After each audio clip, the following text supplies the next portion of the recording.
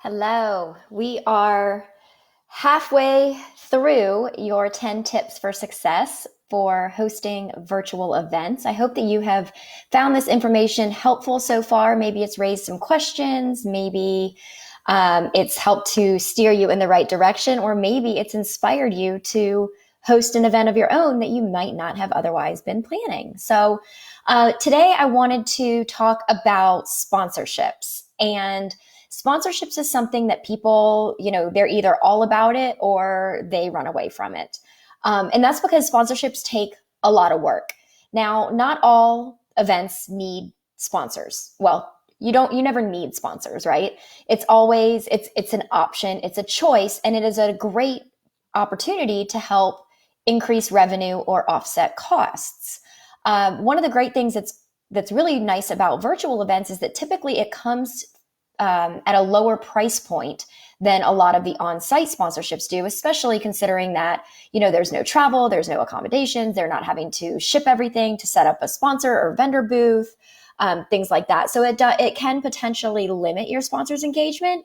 But with virtual events, you have a whole lot of additional opportunities that are available that you might not have otherwise been able to offer them through a live event. So some of this information is going to be basic sponsorship, and you can apply it whether you are having sponsors at a virtual event or sponsors at a live event. But I felt that it would be best to just kind of give you a cohesive overview of sponsorships, and then I'll weave in a bunch of the things that you can do to enhance virtual sponsorships.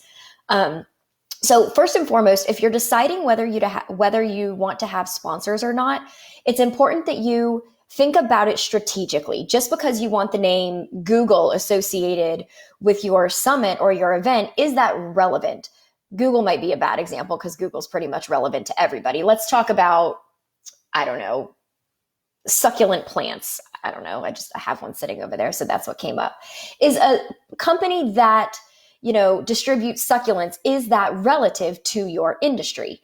Maybe it is if you're a botanist. I don't know. That was a bad example. I don't know where I'm going with that, but I think that you understand that there has to be some relevance to your sponsors as it ties into your audience. That's first and foremost. I mean, you won't, most likely not going to have success securing a sponsor that doesn't have similar interests of, similar target of your audience. And you want to think about it from the perspective of your attendees versus, take off your host hat, put on your attendee hat. What services and products are out there that complement what you are selling, that complement your message, that if you are providing them with a solution to a problem, is there another service out there that doesn't compete with you, but another service out there that might complement and help them overcome that obstacle that much quicker? For example, if a perfect example would be if you are talking all about, building sales funnels, and then you're teaching them on how to build sales funnels, and you're a strategist who helps people to do that.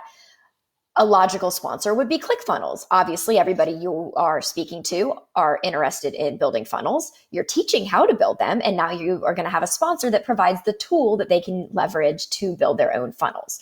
So that's just, a couple of things to think about, because when you approach it from that right angle, it really gives that added benefit to your audience that's going to help them achieve a goal, and your sponsor is going to have a better return on their investment. So, obviously there are there's no shortage of sponsorship opportunities. And something that I always do with my clients is I encourage them to think outside of the box, think outside of that standard, bronze, silver, gold, platinum sponsorship that each have a ticket price on them. And this is the package and this is what you get. It takes a little bit of time, sometimes a lot of time, but think about what are their objectives for the year? What are they trying to achieve? What is their point of interest? And create a custom package that really will speak to them and their desires, so that they get that return on investment that they're looking for. So those packages is a great starting point, but also make sure that you communicate that you are open to putting together a custom package that will help them achieve their goals. Along the lines with that, you can take it outside of the box. And, what I've done for a lot of events is we will do a la carte sponsors. So Of course, virtual sponsorships are not going to come, potentially might not have the same overhead, but you can also have a la carte sponsorships where if, for example, if there's a countdown timer on your website and somebody wants to sponsor, they want the brand recognition, and they're willing to throw you $250 to say countdown timer sponsored by Be Bright Events or whoever that may be. Those are creative ways that you can bring in some extra revenue and have those sponsors, because having those sponsors also provides you with social proof. It also provides you with an enhanced network to market to, because they are marketing their involvement with your event. So it kind of creates a win-win environment. It's really just about thinking outside of the box and coming up with ideas that you can present to your potential sponsors. Obviously, with any sponsorship, they're going to get the website recognition, they're going to get, email banners, things like that. But you want to provide more value, because virtual events have such a broader reach than with in-person ones. So, think about when you're sending emails, it's obviously the most powerful way that you're communicating with your attendees, regardless of circumstances, whether we're in the space that we're in now or not. So make sure that your emails that, it's great to have the little banner at the bottom of your email, but aside from brand recognition, that's not giving your sponsor a whole lot of opportunity. So, think about highlighting your sponsors. If you have a company newsletter, send it to the entire company if it's relevant to everything. It doesn't have to be limited just to your conference specific communication. And those are ways where, the sponsor might look at it and say, oh, well, you're only expecting 300 attendees. I'm looking to reach more than that. But if it's relevant to your entire organization, well, then you can say, yes, but I have a database of so many thousand, and, we would love to market you to them as well. We'd love to highlight the service or highlight our partnership or how we're working together. Things like that can go a long way with your sponsors. And then when you're thinking about social media stuff, you have to be strategic. You have to think about what aligns with you and what aligns with your sponsors. You might have a huge reach on Instagram, but your sponsor's predominant, social media channel is Facebook. So you need to plan your marketing. Don't just say, we're going to do social media posts. Know where your sponsors are active and where their audiences are active, and make sure that you can custom tailor that package for them so that they're getting the most value. And it's important to do your homework on the front end, because these companies are getting sponsorship pitches all day, every day. And you want your pitch to stand out. You want it to be different. You want to create so much excitement and possibility that they are wanting to call you. So I'm going to digress here for a minute, but something that I will say that has come a long way with me when people are reaching out to me for sponsorships, and something that I encourage all of my clients to do and that I've done for my clients, is video. Right now, we are in the age of video. People are getting so many emails. But what if you hopped on and you had a quick, concise 1.5, 2-minute video, hey, this is who I am, whatever your spiel is. And then I attach this sponsorship. I think it would be a great opportunity for you because.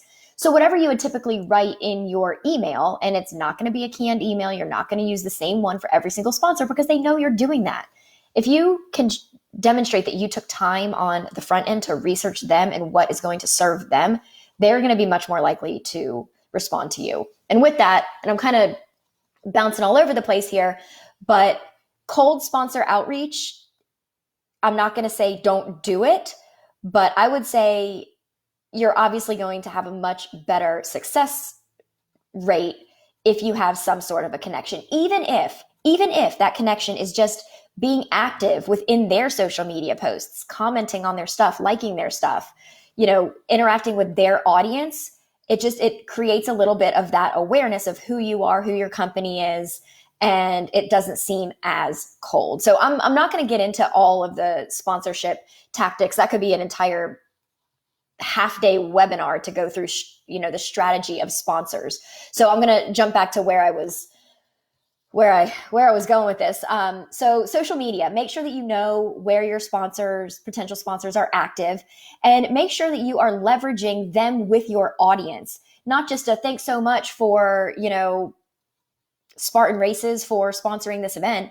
Give a little blurb, allow them the opportunity to write something if they want to write something. They might not. A lot of times they would rather just have canned responses, but, in your Facebook groups, in your LinkedIn groups. Allow your sponsors the opportunity to do giveaways leading up to the event. They can do polls, they can do contests, they can do engagement activities where they would then send something. People love free stuff. We talk about that all the time. And now even more so, I think, because I'm excited to get my mail every day because I don't know, I'm hoping for some big stimulus check or something.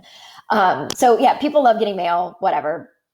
So think about, creative ways that it beyond what you would do with anything else. So, and also encourage your attendees, make sure that your attendees are on those pages and they are liking, engaging, interacting. Obviously you've already done all of the work to set yourself up for that attendee engagement. So make sure that you are encouraging them to register, respond, because then it also just shows your sponsors, the desirability of the event. And it also puts those people top of mind. So your sponsors can create engagements with them on their own.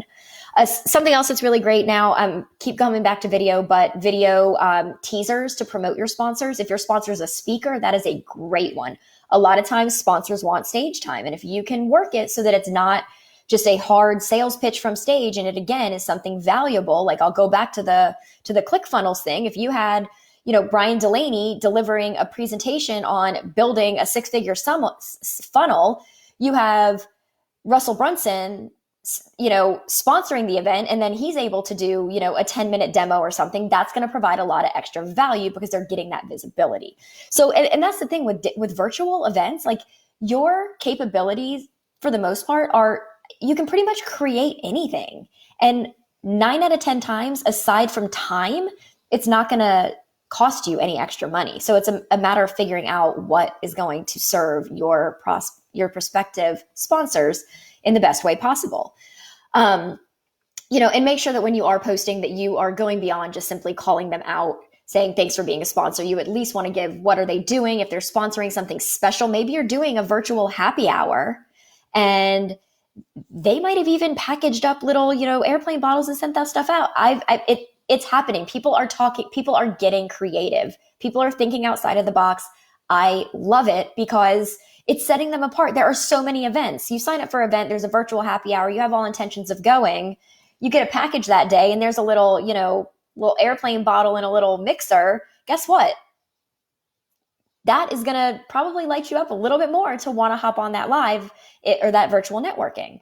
All right. So going through website, obviously on your website page, you're going to want to have a specific page that is tailored specifically to your sponsors, where it lists their description, their logo, a little, bio, if they're sponsoring something specific, and contact information. So obviously you want to give them all of the benefits and visibility that you can there. Something else that I have been encouraging my clients to do is create a white paper. If you have content creators that can create a white paper that ties your service and your sponsor's service together, and then you're able to promote that, that is giving so much value back to your sponsors because obviously you're going to protect that white paper or case study or whatever piece of content it may be that you are co-collaborating on. You're going to have to fill out your email to download that content. And now you're able to provide your sponsors with emails, with warm leads. So that's another thing. Again, it takes a little bit of time, doesn't cost any extra money, but that's another way that you can provide added value to your sponsors. And then another thing to think about is when you do yesterday, I believe it was yesterday, I don't even know what the days are anymore. When you are doing your sign-up questionnaires, obviously you want to make it as simple and easy as possible. And a lot of times, it was yesterday, we talked about how you can send a survey after they've registered, asking if they wanted to be a collaborator, if they wanted to be featured in a hot seat, things like that. There you have the opportunity to ask a little bit more information. Because when you have your registration page, you don't want to discourage anybody because it's this long form page that they have to fill out. They want to buy, you want them on there, they're interested to buy your ticket, boom, buy the ticket. Then in your email sequence of follow-ups, that's when you have this survey come out. And when you do that, you can ask some more demographic type questions. What industry are they in? Who is their, primary audience? Their company name, things like that, because that can actually really help you when you're creating your sponsorship prospectus and pitching for not just this event, but future events, be able to have a better understanding of what your demographics are. So you're able to better pitch and say, look, my target audience, these are the people that registered last year. I know these are the people you're targeting. There is complete synergy here, and this is the direction, whatever your pitch is. I'm obviously do not have my sales pitch hat on right now. So just keep in mind that with a virtual event, it gives you a lot more opportunity because you can continue to promote it long after the event is over. You have recorded content. You're going to probably be splicing that, pulling pieces out of it. Of course, you have a VIP ticket that people have access to the whole thing, but chances are for your marketing, you're going to be pulling things out, splicing things out. So there's the opportunity to keep those sponsors top of mind for a lot longer than you otherwise would. Something else that I really, really love, and I'm going to tell you guys this, even though I only know of one person, one of my clients that's doing this. I have not seen this anywhere specifically for a virtual event. I'm sure that other events have this just in the latest, virtual event craze. Coming back to the free stuff, people love swag bags. You can still send out swag bags if you have the supply chain and the team, and that you can still do that. And I highly encourage that. If you are able to execute, 100% will set you apart in a major way. However, if you cannot, and to not incur additional costs, you can do a virtual event bag. Now, the virtual event bag would be on lockdown, only available to the people who have registered to your event. And this is the space where you can really allow your sponsors to provide their content. On the sponsor page of your website, that's just informational for people that are gaining the information they need, whether they are going to attend your event or not. But this virtual digital event bag, it can have downloads, it can have videos, it can have free promo code. I mean, really, whatever your sponsor wants to offer to your audience, that's their place to do that. And so that's a great way to give them an additional opportunity to not only provide more value to your attendees, gain visibility for themselves, but again, after the event has completed, then you can open up that virtual bag, the page with your virtual swag bag. You can open that up to your entire community. You can start saying, in your thank you post to your sponsors, you can be including links to that. So that's just going to continue generating revenue or generating leads over and over and over. I will say, if you're taking notes, if you're going back and watching this, while leading up to your event, that page is only going to be accessible by people that have registered. Yes, Karen, we will do that for your event on Friday. So it's only leading up to registration, only going to be open to the people that have registered because they'll get that link in their registration email. Afterward, you're going to want to make sure that you add a lead capture form on there so you can be capturing the email addresses of everybody else that is coming to consume that free content. And then the last thing that I wanted to bring up is just, after the event, how are you showing up for your sponsors? How are you giving them an amazing experience? So many times you pitch, you create custom sponsorships, you bend over backwards to close that sponsorship deal.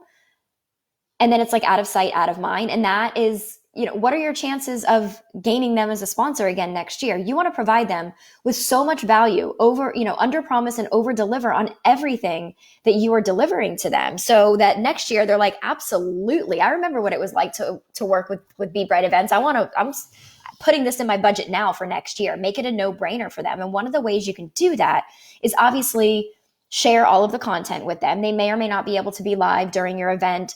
Yes, you are going to be most likely selling VIP upgraded all access pass tickets, but go ahead and provide that information to your sponsors. Let them consume the content. Let them connect in your network. Make sure that you're encouraging that. And tomorrow I'm going to get into a lot more talking about how you can make it easy for your sponsors. But for now, I just want to talk about when the event is over, because it is in the digital space, because everything you're doing is going to be virtual, you have the access to so many metrics and analytical data that you otherwise would not have. If you were at, if you're at a live event and you have sponsor table set up, are you going to be able to say to your sponsor, well, I know that you had 127 people stop by your booth, and of them, 22% of them stayed for over 5 minutes, and you're not going to be able to to have those types of metrics. But with all of these technology tools that are available, I have 3 that are my favorites, and I'll link them in the post. You have the opportunity to provide them with so much information. And so take the time. Do not just do a data dump and export it and send it over to them. After the conference, set up a call. Thank you for their time. Send them a survey. You're going to want to have a survey so that you know where can you improve, what did they really like, what value did they get. I have an entire post-survey toolkit that you can download if that's something that you're interested in. But collect the data, analyze the data, and send a performance summary to your sponsors. So, I'm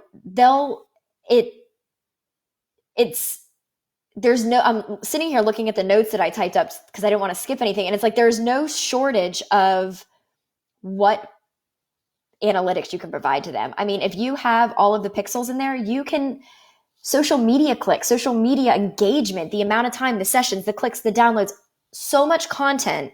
And that's going to provide them with such a higher level of value.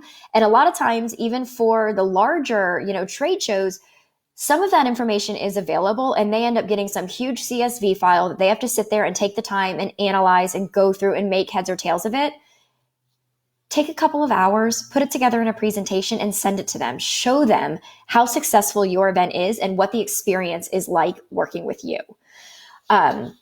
So that was just a couple of things. A lot of that is basic sponsorship stuff, but I think the virtual event bags and just the availability or the accessibility to analytics and metrics and cross promotions and Facebook groups and all of the added value that you can create with a virtual event that you might not otherwise be able to in a real live experience.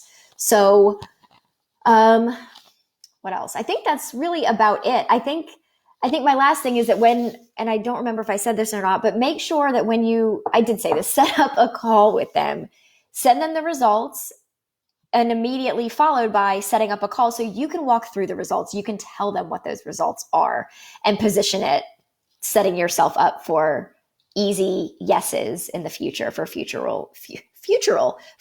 events. And also make sure that you hear their feedback, listen to them.